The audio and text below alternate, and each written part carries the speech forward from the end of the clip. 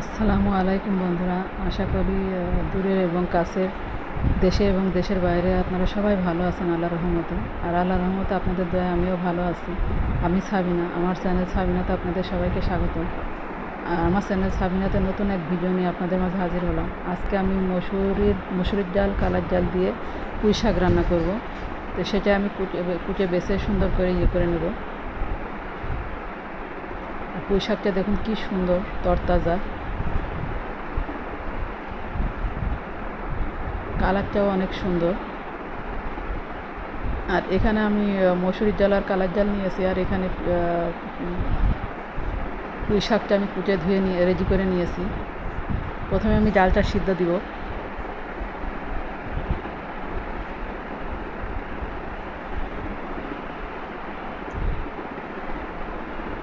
আর এই গরমে মশলা ছাড়া এই পুঁই শাক রান্নাটা, ডাল দিয়ে পুঁই শাক রান্নাটা আমাদের শরীরের পক্ষে খুব উপকার। আর পুঁই শাক তো এমনি সবুজ জিনিস, ভিটামিন থাকে এটাতে।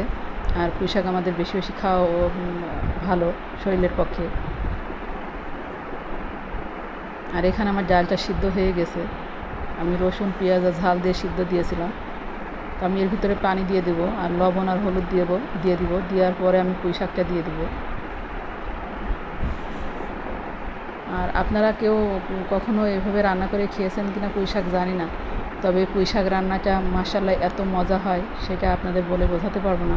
তো আপনারা যদি চান তাহলে আমি যেভাবে রান্না করছি আমার এইভাবেই ফলো করে আপনারা একবার হলেও ট্রাই করে দেখবেন। আর এই গরমে এই তরকারিটা আমাদের শরীরের পক্ষে অনেক ভালো, উপকারী একটা সবজি।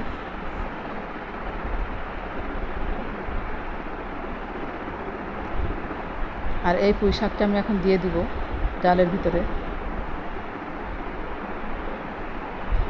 আর যে পরিমাণ গরম পড়ছে, কয়দিন তো খুব বৃষ্টি হলো। বৃষ্টি হওয়ার পরে ঠান্ডা ছিল, অনেক সুন্দর, ইয়েটা অনেক সুন্দর ছিল, আবহাওয়াটা অনেক সুন্দর ছিল। আর আজ দুদিন আবার খুব গরম পড়ছে। তো এই গরমে আমরা যত মশলা কম খাবো তত আমাদের শরীরের পক্ষে ভালো হবে। এই জন্য মশলা ছাড়া এই তরকারিটা আমাদের শরীরের পক্ষে অনেক উপকার।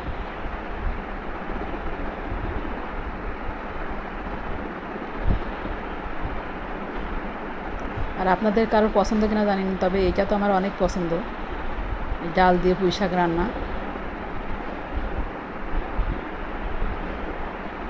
আর এখানে আমার রান্নাটা প্রায় হয়ে গেছে, তো আমি ঢেলে তেলে দিব। আর কালারটাও দেখুন কি সুন্দর, সবুজ সবুজ হয়ে আছে।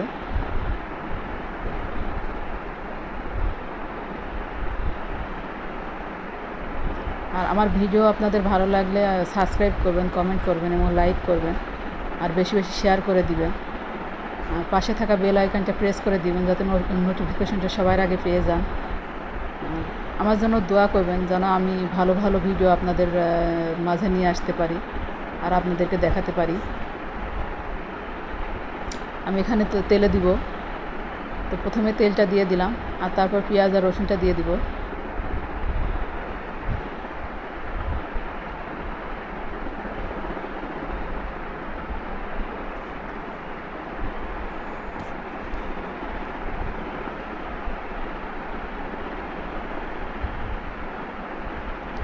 আর এর ভিতরে আমি একটু জিরা দিয়ে দিব।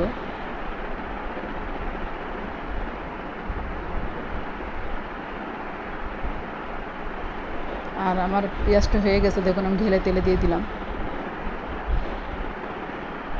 রসুন পেঁয়াজটা আমি বেশি একটা লাল করিনি, ক্যামেরায় দেখা যাচ্ছে অনেক লাল হয়েছে, কিন্তু আসলে আমি লাল করিনি, একটু সাদা সাদা রেখেছি। আর দেখুন কি সুন্দর ঘন হয়েছে, আর কালারটাও অনেক সুন্দর হয়েছে, আর খেতেও মাশাআল্লাহ অনেক মজা হয়েছে। তো আপনারা ভালো থাকবেন, সুস্থ থাকবেন, আর আমার জন্য বেশি বেশি দোয়া করবেন। আল্লাহ হাফেজ, আসসালামু আলাইকুম।